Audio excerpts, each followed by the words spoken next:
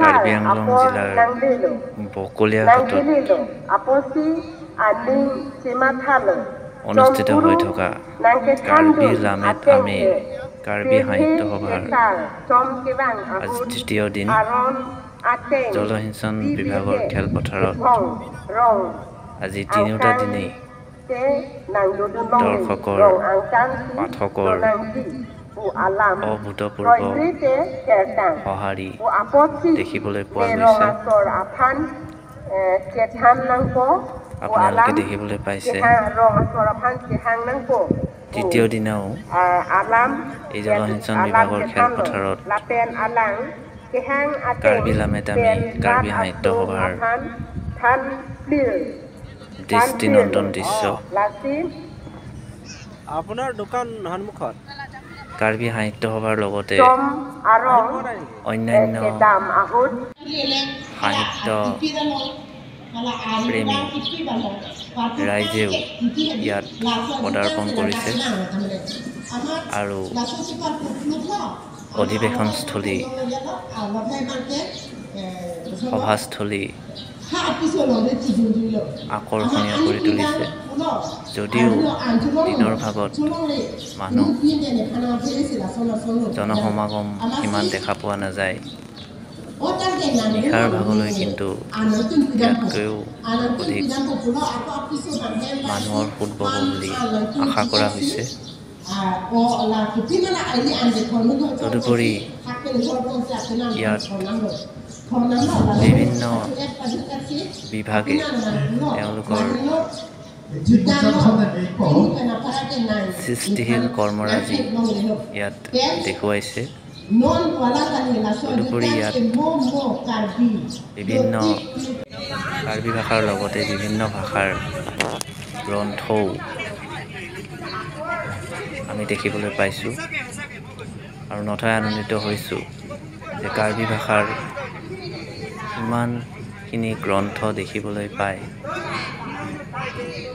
মই অতি আনন্দিত আৰু আপোনালোকেও ভাল পাব। এই গ্ৰন্থসমূহ অতি মূল্যৱান।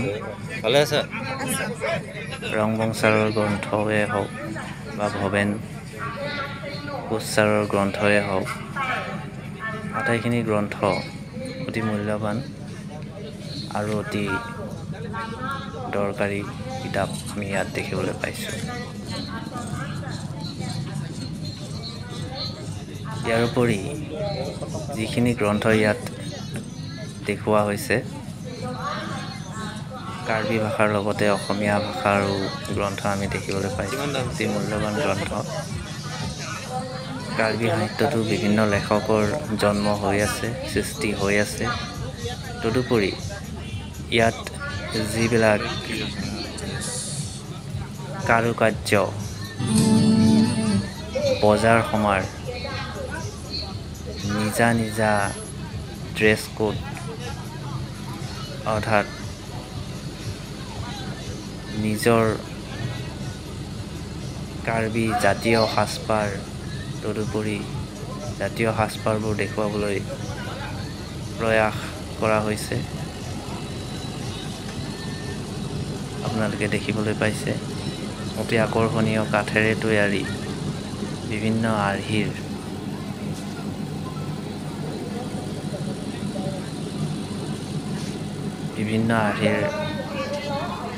বস্তু ইয়াত দেখিবলৈ পোৱা গৈছে, খাদ্য সামগ্ৰীৰ লগতে। ইয়াৰ উপৰি বিভিন্ন ডিপাৰ্টমেণ্টেল যিবিলাক কাৰুকাৰ্য ইয়াত দেখুৱাবলৈ প্ৰয়াস কৰা হৈছে। Public health engineering department, soil conservation, জলসিঞ্চন বিভাগ, আটাইবোৰ বিভাগেই ইয়াত তেওঁলোকে তেওঁলোকৰ মডেলসমূহ প্ৰস্তুত কৰি ৰাইজৰ আগত দেখুৱাবলৈ প্ৰয়াস কৰিছে।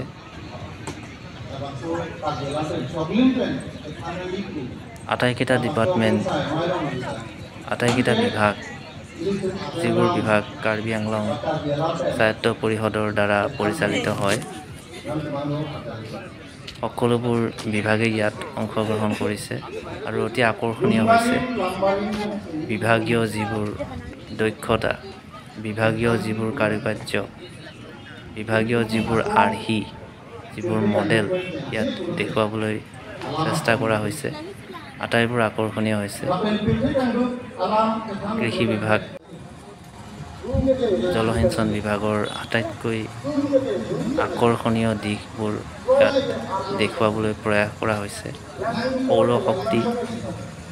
সৌৰশক্তি কেনেদৰে উৎপাদন কৰিব পাৰি তাৰেও আৰ্হি প্ৰস্তুত কৰি ৰাইজৰ দেখুৱাবলৈ প্ৰয়াস কৰা হৈছে।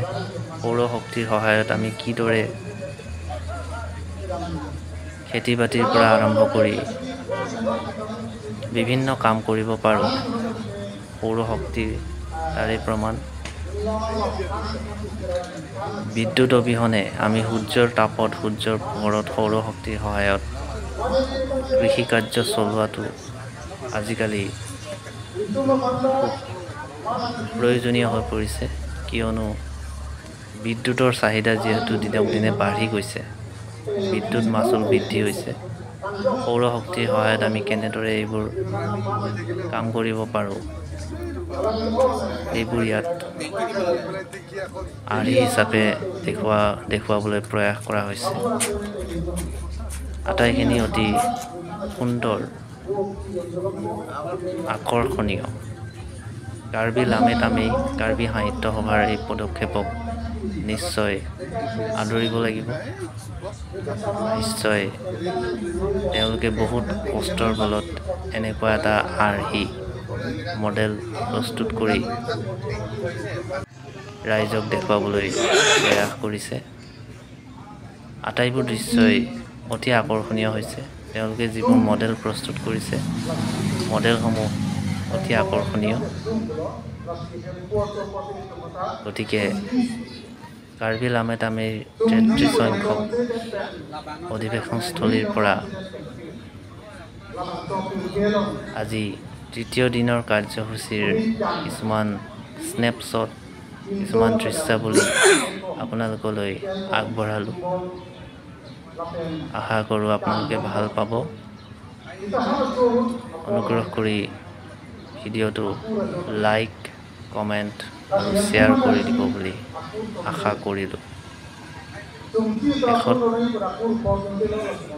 গণতন্ত্ৰ দিৱসৰ আন্তৰিক শুভকামনা জনালোঁ।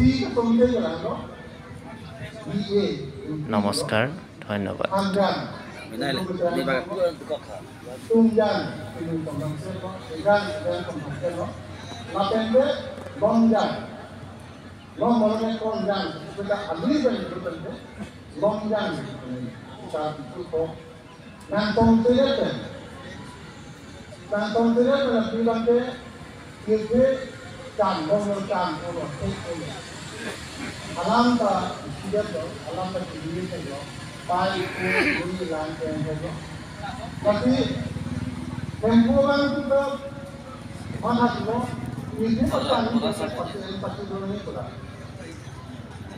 Ang masukkan itu